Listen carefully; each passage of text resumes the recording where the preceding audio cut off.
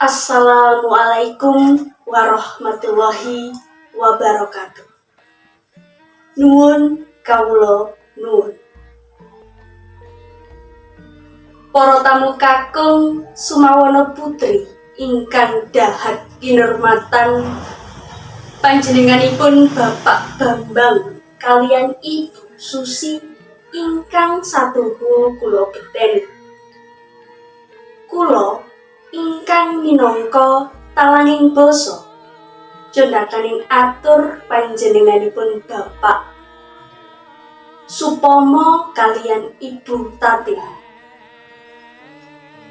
Ingkang sepisan Bapak Supomo kekalih ngaturaken salam taklimipun dumateng kaluwarga Bapak Bambang kekalih kanthi pepuji mugi-mugi Pangeran Suko Rahayu ingkang sami pinanggih.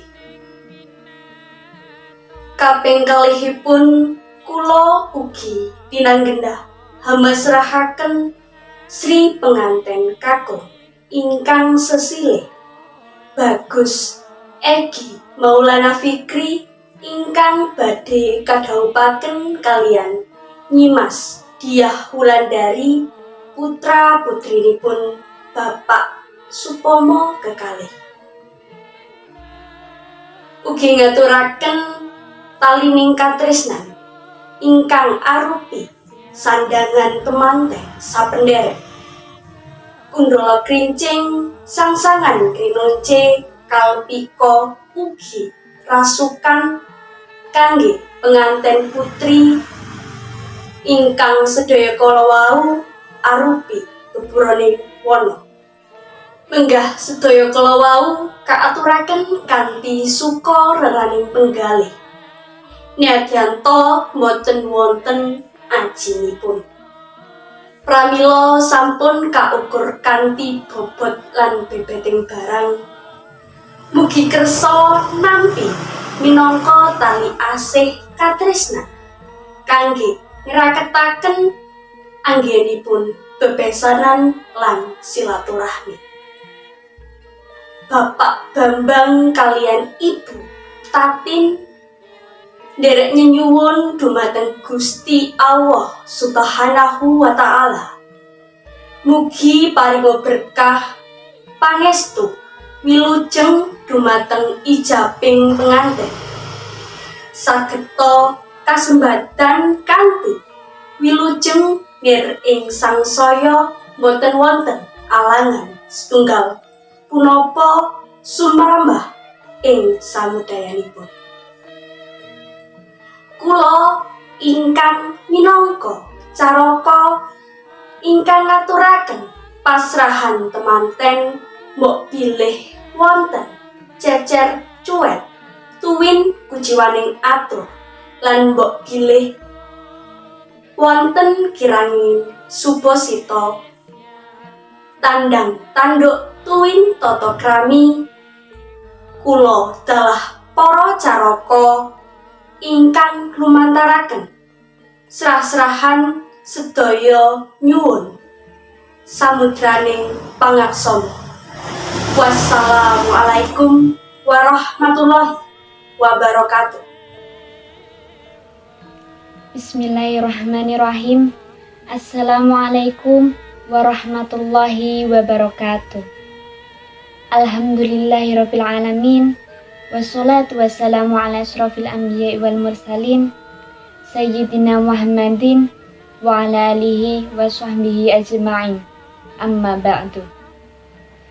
Dumateng para alim saha para ulama ingkang kawula bekteni, para sesepuh, pinisepuh, ugi adi sepuh ingkang kawula hormati, para tamu undangan sinedang ingkang tuhu kinurmatan. Dumateng panjenenganipun Mbak Yu Amanda ingkang piniji angemban wuwus minangka duta saraya saking panjenenganipun Bapak Supomo ingkang pantes sinuba sekaring pakurmatan. Kula ing mriki minangka sulih sarira talanging atur saking pamangku gati nun inggih Bapak Bambang Sarimbit kaparenga matur ingkang sepindah ngaturaken pambagya sugeng rawuh saha nderek memuji syukur wonten ngarsanipun Gusti ingkang murbeng agung dumeti Allah Subhanahu wa taala. Awit rawuhipun panjenengan sedaya saking Lalat dan Sleman dumugi tlatah Desa Srimartaning mriki tansah pinayungan rahmating Gusti satemah saged manggih rahayu samudayanipun. Ewan dene atur salam taklimipun Bapak Supomo ingkang lumantar Mbak Yu Amanda sampun katampi kanthi suka gembiraning manah. Kosok wangsulipun dawah sami-sami atur salam taklimipun Bapak Bambang ugi katur dumateng Bapak Supomo sekalian. Ingkang salajengipun panjenengan kala wau nglarapaken sekar cepaka mulya saselinun inggih pasrahipun putra calon pengantin kakung Nak Mas Bagus Egi Maulana Fikri katampi kanthi suka gembiraning manah menawi kenging kawedar ingkang kathah kados kajugrugan Wukir Sari kabrebeging Samudra Madu. Ing salajengipun hambok bilih sampun dumugi titi wanci tumapaking gati temanten badhe kapanggihaken kaliyan Nimas Ayu Roro Diah Wulandari miturut catataning agami saha adat Midi Widono ingkang taksih lemampah wonten ing tlatah Desa Srimartaning mriki. Dumateng Mbak Yu Amanda dalah pangombyong putra calon temanten kakung. Sasampunipun putra calon temanten kakung kapanggihaken panjenengan sedaya kula suwun pinarak wonten palenggahan ingkang sampun samudya kanthi mardu mardikaning penggalih dumugi saparipurnaning adicara sakmangke. Saperlu hanyekseni tuwin atur puji pangestu mugi-mugi anggenipun temanten badhe mangun brayat anyar wonten madyaning bebrayan agung tansah manggih bagya mulya rahayu ingkang tinuju basuki ingkang kaesti miwah gagah ingkang jinangkah. Puput pepunaning atur menawi wonten kuciwaning bojo krami anggenipun Bapak Bambang Sarimbit ngacarani menggah ing rawuh panjenengan sami mugi panjenengan sedaya kaparenga atur gunging samudra pangsami. Semanten ugi kawula minangka talanging atur hambok bilih wonten kirang Subasita ingkang singlar ing reh tata krama kupat janure klapa menawi kathah lepat nyuwun pangapura. Cekap semanten wassalamualaikum warahmatullahi wabarakatuh. Assalamualaikum warahmatullahi wabarakatuh. Para sepuh bini sepuh ingkang kula bekteni, para rawuh kakung samawana putri ingkang kinurmatan, sakderengipun kula matur monggo kita sesarengan munjukaken puja puji syukur dhateng Allah Subhanahu wa taala Gusti ingkang Maha Kuwasa awit saking peparingipun nikmat lan ridhonipun. Panjenengan dalasan kawula saged kempal silaturahmi wonten papan punika kanthi wilujeng boten wonten alangan punapa-punapa.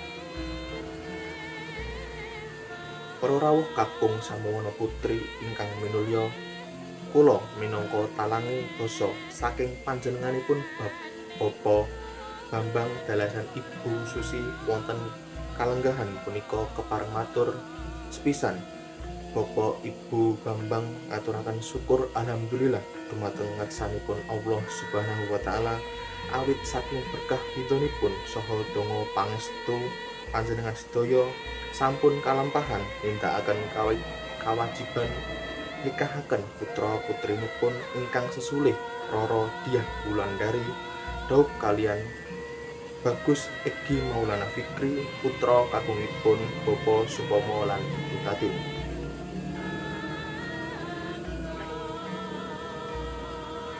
Kaping kalih Bapak Ibu Bambang sakwarga kanthi bingah manah ngaturaken sugeng rawuh sarta matur agunging panuwun katur para rawuh sedaya ingkang sampun kersah ngrawungi anjenengi saha paring donga pangestu wilujeng dumateng Sri penganten kekalih sumrambah dumateng sanak kadang sedaya. Angka 3. Bapak Ibu Bambang ngaturaken anggening panuwun ingkang tanpa kepindhan dumateng para sedherek ingkang sampun ilila legawaning manah paring pambiyantu ingkang awujud puna kemawon sahingga saged kalaksanan minggah hajatipun. Kaping sekawan, Bapak Ibu Bambang sakeluarga nedya nyuwun panjenengan sedaya kersa paring donga pangestu mugi-mugi Sri penganten kekalih sageta laksanani kekudangan para pinisepuh sedaya.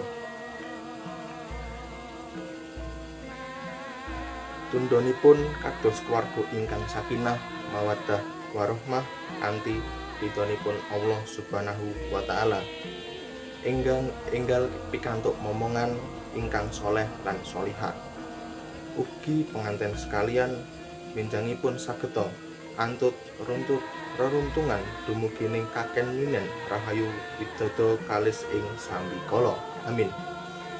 Minangka pungkasaning atur mbok pilih anggen kula matur kathah kirang trapsila kula mawantu-wantu nyuwun agunging samudra pangaksami. Akhir kalam billahi taufik wal hidayah. Wassalamualaikum warahmatullahi wabarakatuh. Assalamualaikum warahmatullahi wabarakatuh. Dumateng para pepunden, para sesepuh, pinisepuh ingkang dahat kinurmatan, saha para rawuh ingkang bagya mulya. Nyuwun pangapunten mbok bilih anggenipun kula jumeneng nggembil kamardikan panjenengan sedaya. Kula wonten mriki badhe caos sabda tama utawi wisatama utawi ular-ular piwulang utami dumateng temanten sarimbit inggih menika Nak Mas Egi Maulana Fikri kalian Nimas Diah Wulandari. Mboten kesupen ugi semoga kula dherekaken ngaturaken puja lan puji syukur dumateng ngarsanipun Gusti Allah ingkang Maha Agung. Amargi saking rahmat saha widayahipun sahingga kula lan panjenengan sedaya saged kempal wonten ing adicara menika. Nyuwun pangapunten menawi kula dereng sae, dereng pantes kangge caos sabda tama. Jar tembung sabda mekaten boten wonten ingkang pantes ngangge kajawi namung Gusti Allah ingkang Maha Agung. Sanadyan langkung wasis anak mas temanten menawi kalian kula, nanging tumraping gesang patembayatan bebrayan menika saestu langkung rumiyin kula. Mbok menawi dalaran langkung rumiyin kula mekaten ingkang dadosaken kula paring piwulang tumraping gesang patembayatan bebrayan enggal. Nak Mas Egi lan Mas Diah anggenipun bangun keluarga menika kedah ngatosaken 5 perkawis ingkang diwastani Molimo. Inggih menika wonten 5 utawi wonten gangsal. Lajeng menapa kemawon mo ingkang kaping pisan inggih menika momong. Tiang bebrayan menika kedah saged mongkinemong. Bisa momong tegese kedah mangertosi sifat satunggal lan satunggalipun. Mo ingkang kaping kalih inggih menika momot. Tiang bebrayan kedah bisa madahi ala lan becik, bener lan luput.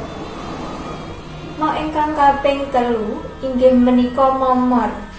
Momor menika tegese nyanjung utawi ngalem. Mo ingkang kaping 4 inggih menika mursid utawi pinter. Sahingga tiang bebrayan menika kedah langkung wasis benten kalian rikala tasih piyambakan.